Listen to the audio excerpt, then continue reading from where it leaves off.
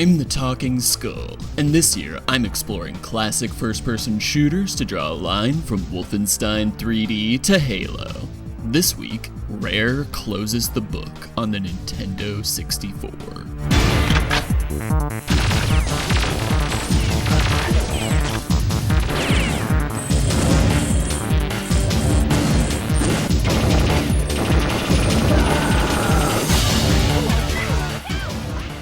I won't mince words here. By the year 2000, console shooters still controlled like garbage compared to their PC brothers. Sure, the N64 was on its deathbed, so Perfect Dark could never look as good as Unreal, but there's a disappointing lack of attention to the feel of movement and aiming. With no fundamental engine changes, Perfect Dark is still slow and slippery, and it's still cosplaying as a light gun game. PC shooters had sniper rifles for years by now. They clearly demonstrated how aim-down sights should work. Why are we still doing this nonsense?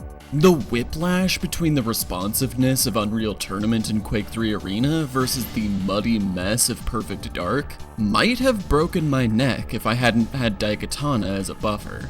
Perfect Dark may well be the best FPS on the first generation of 3D consoles, but it's mostly because the bar has barely moved since those systems first appeared. But that doesn't mean Perfect Dark had nothing to say. Rare continued to buck most of the expected genre influences in favor of bold ideas that set their games fully apart from anything else on the market, even today. For Perfect Dark, they realized a wild vision of an infinitely customizable multiplayer shooter. From toggling tools like radar and auto-aim, to adjusting the movement speed, to hand-picking the guns for each individual weapon spawn on the map, Perfect Dark gives you complete control over every aspect of the match, right down to the behavior of the bots. These were the first multiplayer bots on console, and they don't pull any punches. Not only are their basic behaviors competent, but setting each individual bot's playstyle allows you to mix and match to create wildly different experiences. I would have never guessed how much fun it would be to include a melee-only bot in a deathmatch, but one round with Fistbot got me singing a different tune.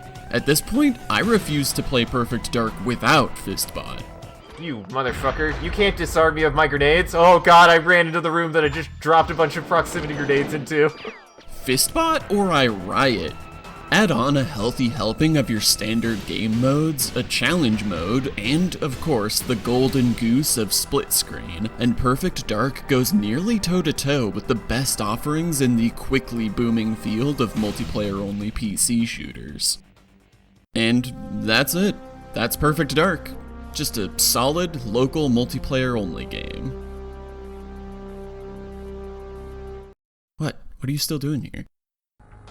No, we're not talking about that. That's not real. That doesn't exist. There were a lot of lessons to be learned from Goldeneye about frustrating failure states. Rare didn't learn those lessons. What? The fucking objective did we fail? In fact, these objectives might be even more finicky. Okay, grab the equipment and talk to the president. I've got the equipment, now I just need to... What? Why? I did exactly what it told me to do. Evidence? What evidence? Evidence was never mentioned at all. Oh my god, it's just an additional requirement that's not listed as an objective, but if you don't do it, you fail the mission. The fragile game state can't handle any deviations from its improperly marked path, and instead of strong-arming you onto that path, it just negligently lets you wander off it and then calls you a dumbass. Take this stage. You're supposed to disable the security system so your suitcase doesn't get flagged, but if you disable the security, it just fails the mission. No explanation, just game over. You have to put the suitcase in first, just to get this contrived timed segment where you have to rush to the security system that you already had access to.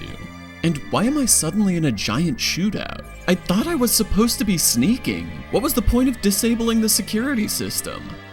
Any sane game should either stop you from taking actions that break the mission with a voice line or text box to explain, or should be flexible enough for these open levels to actually allow different routes. Instead, Perfect Dark sets you up for failure with diverging paths, some of which just inexplicably lead to failure states. And don't get me started on these grenades, or the chugging frame rate.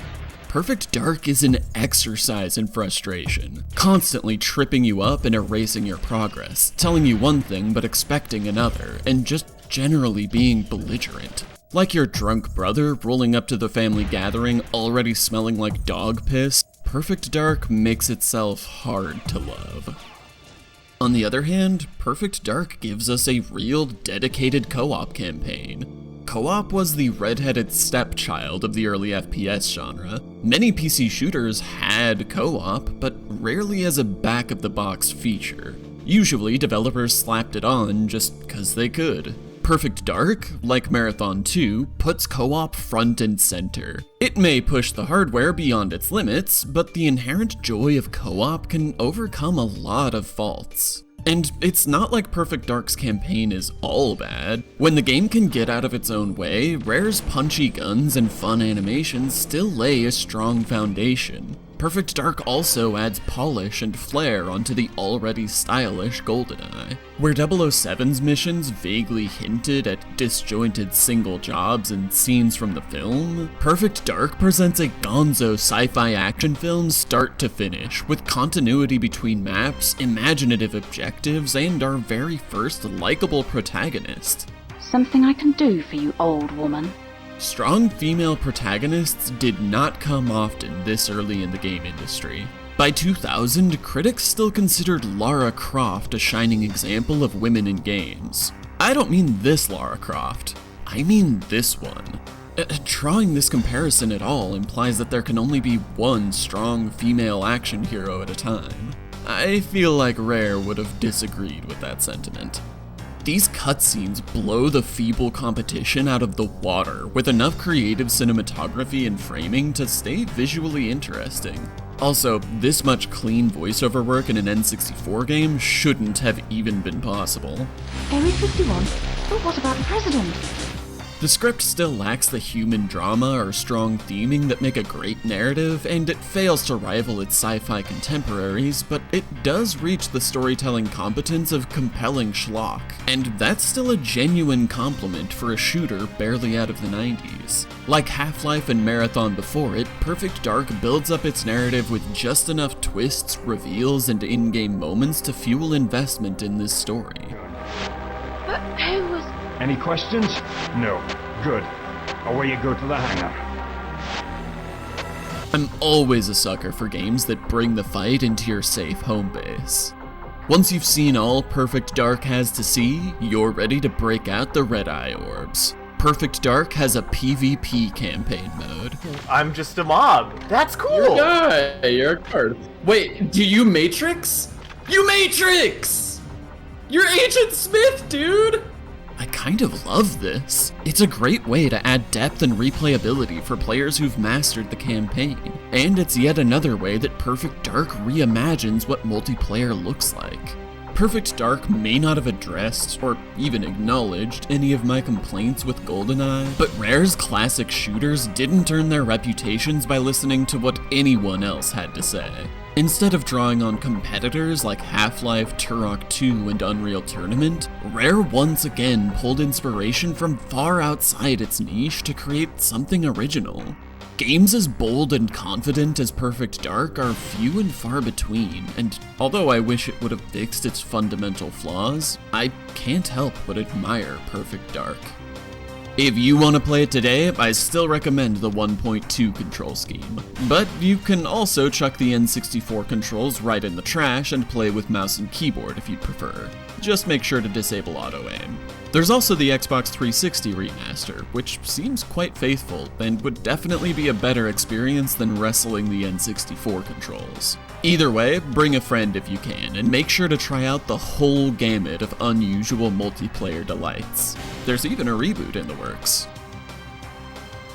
Anyway, If this old stuff is interesting to you, check out the rest of my series on classic first-person shooters to see what I had to say about Goldeneye and more.